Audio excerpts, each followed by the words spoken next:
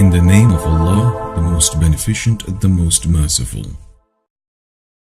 For me, I always felt that connection with God, and within the Trinity, I felt, looking back, I think my connection was with the Father. Like, you want to go to the highest guy of the Father, Son, Holy Spirit. You go to the highest up figure. So I always had that connection. And my favorite part of church always was coming back after communion, and you pray and you say, like, bless my mommy and my doggy and everything. So I feel like I always had that spiritual connection. So when my family left the Catholic Church after the scandal with the Catholic priests and the boys, and a friend in high school introduced me to Islam, and I had just entered my freshman year of college in Virginia, I actually was invited by some friends that I met in the MSA. I was a non-Muslim, but they took me to, it was Ramadan, and everyone was fasting, and they took me at night to the masjid for Laylatul Qadr. And I had never been in a masjid before, and walking in, I could feel the power of that night. And I went in the kind of dark room, and everyone's praying and everyone's crying. Well, not everyone, but a lot of people are crying. And I didn't know what was going on. And I walked in, and some lady pulled my arm and pulled me in line. So I was kind of just like, okay. And then I would hear something again and again, Allahu Akbar, and I would do the next thing. But that night and that feeling definitely stood out to me. And that kind of pushed me to take the next step to further my own education for myself about Islam. I always tell people there was kind of two turning points. There was the Laylatul Qadr, which was like me feeling really that spiritual connection, and then there was my education.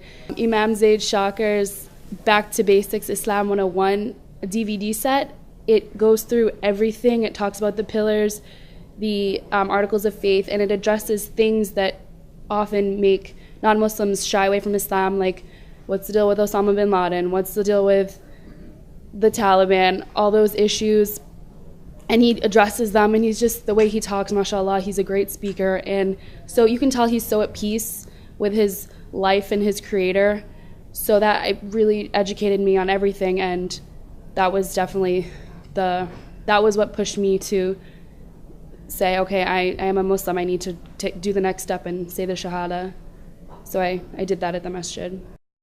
Alhamdulillah, I'm not one of those stories where my parents wanted to kick me out. My parents, they saw that I was happy in high school, not so happy, kind of, not really. So when they saw that I was actually finding something that made me happy, of course they want that for me. My parents weren't that happy about the hijab.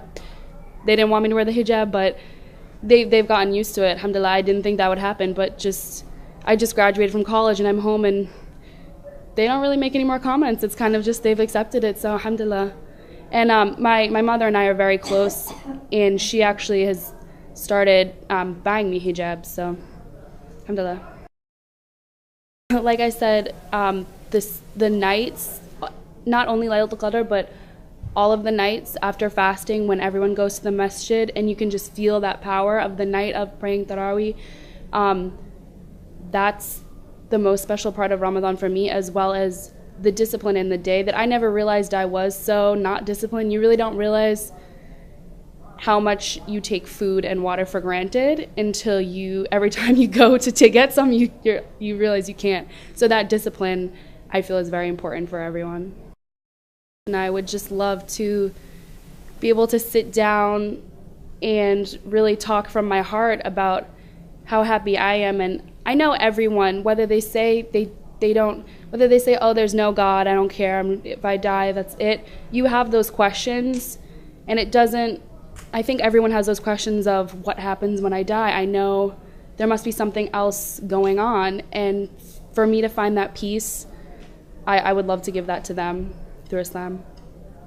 What I found for myself is that we really we think we have control and when things are going good, but as soon as something goes bad, that's when people say, like, oh my God, or they cry out to God. And that moment of realizing that God is the one in control, I think that's such a humbling effect is what can really change people's lives and lead them to realizing that God is in control. There is one God.